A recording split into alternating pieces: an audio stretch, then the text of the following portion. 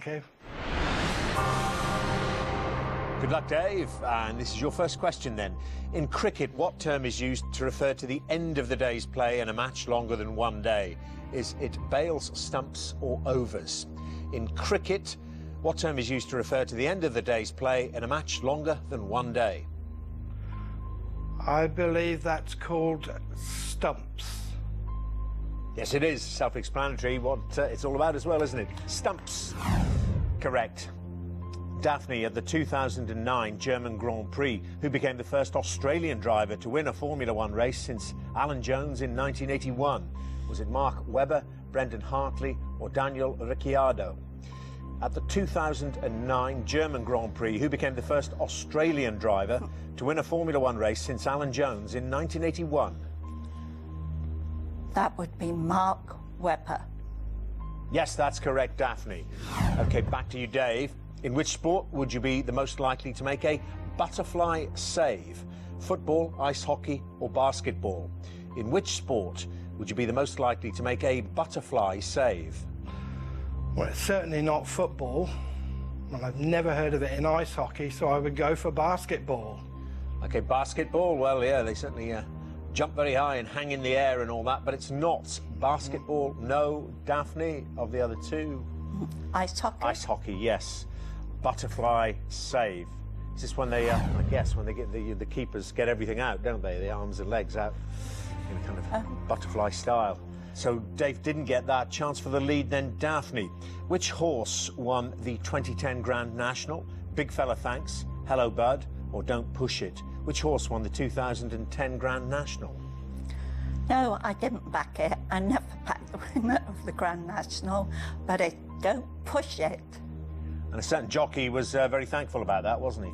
Oh, yes. It was the first time he'd won after, what, 15 attempts? Yeah. Do you know who we're talking about? Oh, his name escapes me. Champion jockey, I mean, so many times. Oh, Tony McCoy. Tony McCoy, AP, Yes. AP McCoy. Yeah, I just needed champion. Don't Push It is the right answer, which means, Dave, you need to get this. Which Spanish football team plays its home games at the Riazor Stadium, R-I-A-Z-O-R? Is it Villarreal, Deportivo La Coruña or Valencia? Which Spanish football team plays its home games at the Riazor Stadium? I'm not familiar with Spanish football. I don't usually watch it. Riazor. R-A-A-Z-O-R. I would go for Deportivo. OK, and you've got it right. Yes, Deportivo La Coruña. Had to get it and did.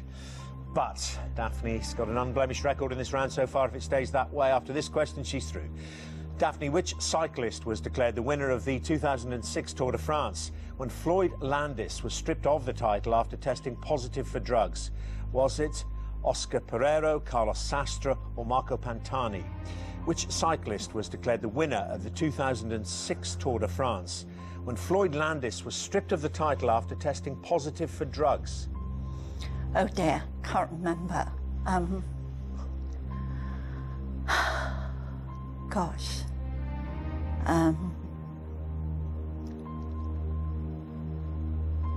I think it was Oscar Pereiro. Why do you think that? Well, I didn't think it was Pantani. I'm just trying to see how much of a guess it is, Daphne. Oscar Pereiro was awarded the Tour de France in 2006 after Floyd Landis was disqualified. It is the right answer. I apologise. Yeah, well, a guess-ridden round there, but that's why she's an egghead. There's something more there than blind guessing, and you've got those three, and bad luck, Dave. Did well, but only got two, as the scoreboard tells us. Means you won't be in the final round. Would you both please come back and join your teams? First blow to the eggheads, knocked one member of Amalgamation out. Eggheads all there, only one round gone, and a second one coming up right now. This is film and television. Who'd like to play this? Laura. Yeah, Laura, that's that me. you? Who would you like to take, Laura? I don't know. Who'd you suggest? Chris or Judith? Who do you think? Judith. Judith? Judith. I'd like to take Judith, please. OK, so it's going to be Laura from Amalgamation playing Judith from the Eggheads. It's film and television. Could you both please take your positions in the question room? So, Laura, apart from Eggheads, what's your favourite TV programme?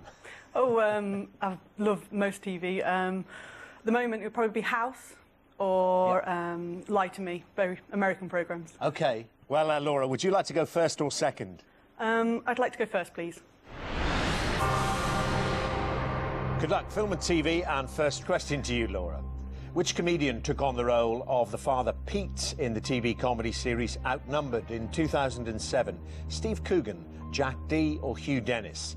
Which comedian took on the role of the father Pete in the TV comedy series Outnumbered in 2007? I'd love to see Jack Dee in this role. I think that could be a very interesting programme. And I think Steve Coogan is a bit... is gone to America now, so the answer would be Hugh Dennis. Hugh Dennis, yes. Wonderful in that role as Pete in Outnumbered. Hugh Dennis there, correct. First question for you, Judith. Dizzy Dummies, The Sweeper and The Sucker Punch are features of which TV show? Total Wipeout, The Bubble or Room 101? Dizzy Dummies, The Sweeper and The Sucker Punch are features of which TV show? Funnily enough, I was watching Total Wipeout a couple of days ago, and they had a section called Dizzy Dummies, so it's Total Wipeout. And were you converted to Total Wipeout when you saw it, Judith? It made you want to fly across to Argentina and have a go? What would you think, Dermot? I think you'd love it. I have to say, no. I mean, no way would I go to Argentina to get anywhere near it. Well, you could recreate it in your garden. Plenty of space. Use the lake, stick in those bouncy balls. Total Wipeout's the right answer anyway, and I'm sure Laura knew that as well. This is your second question then, Laura, after your good start. Who stars as Captain Shepherd in the classic 1960 war film Sink the Bismarck? Is it Jack Hawkins, Kenneth More or Stanley Baker? Who stars as Captain Shepherd in the classic 1960 war film Sink the Bismarck? I think this is going to be a complete guess. I don't think it's Kenneth More or Stanley Baker. I'm going to go for Jack Hawkins. It seems his sort of era. Jack Hawkins, he was captain of plenty of ships in those kind of wartime movies, but not in Sink the Bismarck. No, it wasn't Jack Hawkins. It's Kenneth More. Kenneth More was in Sink the Bismarck. What did actually sink the Bismarck? I thought it was swordfish flying torpedoes, wasn't it? They managed to get one hit on her stern that jammed her rudders, and she was steaming in a circle, leaking fuel oil. And HMS, I think it was HMS Gloucestershire finished her off. Oh, OK. And where was it all done? All about 300 miles west of Brest, in the Atlantic.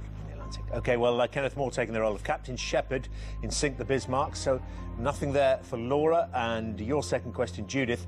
In which 1998 film did Elisa Bonet play the part of Rachel Banks? High Fidelity, Angel Heart or Enemy of the State? In which 1998 film did Lisa Bonet play the part of Rachel Banks? I have absolutely no idea. Let's think. I have no clues. I'm going to say, I always have luck on the right. I'm going to go down the right and say Enemy of the State. That's spooky. It's the right answer. I do have extraordinary luck on the right, actually. Well, well, well. Enemy of the State. Guessed that by Judith there with a tried and trusted method. OK, it means you need to get this, Laura. Which Hollywood heartthrob was briefly married to the actress Talia Balsam? Johnny Depp, George Clooney or Robert Downey Jr.? Which Hollywood heartthrob was briefly married to the actress Talia Balsam, B-A-L-S-A-M? Well, George Clooney is a confirmed bachelor, so we know that one's out. Ooh, I like Johnny Depp and both, and Robert Downey Jr. Oh,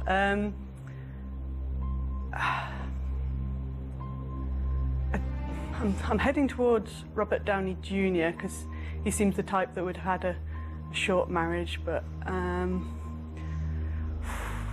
OK, yeah, I'm going to go with Robert Downey Jr. Robert Downey Jr. Sorry, it's wrong. It is George Clooney. Briefly married to Talia Balsam, yeah, which means, I'm afraid, the scoreboard tells us again the round is over. Bad luck, Laura. didn't get George Clooney. You won't be in the final round, and Judith has guessed her way into the final round. Would you both please come back and join your teams? Well, it's getting a little less complicated with amalgamation as you're getting whittled down there. Let's not have too much whittling and fight back against the eggheads. 2 brains gone from the final round, all the eggheads there. And our next category today is history. Now, who'd like to play this? Could be you, John, or Carol, or Jane. Who's going to take it? It's going to be me by the looks of it. You're going to take it? Yes, OK. It's going to be Carol. OK, Carol. Now, who would you like to play from the eggheads? Both the women have played, so it's down to the chaps there. What fine figures of men they are. Pat, Barry, or Chris? Barry. Barry? I'll take Barry. OK, let's have Carol and Barry into the question room, please. So, Carol, is history an interest or a hobby? It's not my favourite subject, I have to say. Oh, dear. We'll see how I get on. Oh, so was it just a question of who was left there with John and Jane there not fancying it? It was least worst option for you? It looks like it. OK, well, let's see how you do against Barry. Do you want to go first or second? I'd like to go first, please. Good luck, Carol. First question. What name is given to a line of coastal fortifications of the English Channel constructed at the end of the Roman era? Saxon shore, Frankish front, or Danish tide? What name is given to a line of coastal fortifications of the English Channel constructed at the end of the Roman era? I've never heard of any of them, which is not a lot of help. I don't think it would be Saxon shore or Danish tide. So I think I'll go for Frankish front. Frankish front. These fortifications constructed at the end of the Roman era are the Saxon shore. So, Barry, first question to you. Henry VIII's attempts to extricate himself from his marriage to his first wife became known as the King's what? Great matter, heavy topic, or big issue? Henry VIII's attempts to extricate himself from his marriage to his first wife became known as the King's what? It was known as the King's Great Matter. The King's Great Matter it was, yes. So you have a lead. And Carol, second question. On the 6th of April 1941, the German army invaded both Greece and which other country? Yugoslavia, Italy, or Czechoslovakia?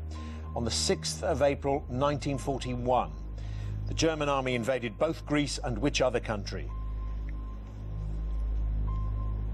Another one I'd have to guess at? I think I will go for Czechoslovakia. Okay, Czechoslovakia. Greece and Czechoslovakia at the same time.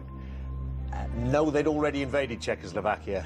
It was eggheads. Yugoslavia. Yugoslavia, and Italy, of course, still an ally at that point. It was the invasion of Yugoslavia that probably saved us in the Second World War, because it meant Hitler had to delay the invasion of Russia with Operation Barbarossa for a couple of months, and therefore he hit the Russian winter, which stopped him in his tracks. Yeah, all those variables. Well, Yugoslavia and Greece invaded on the 6th of April 1941. So, Barry, you win the round if you give me a correct answer here. Which 15th century English king's personal badge was a white boar? Was it George II, Richard III, or Henry IV? Which 15th century English king's personal badge was a white boar? I believe that was Richard III. Yes, it was, yes. Very good, Barry. What more can I say? Very good round from you, and questions didn't suit you, Carol, as you said. Not your favourite subject, and it means you won't be in the final round. Barry will be there. Would you both please come back and join your teams? Celebrate Mother's Day with Eddie and Safi. What have you got for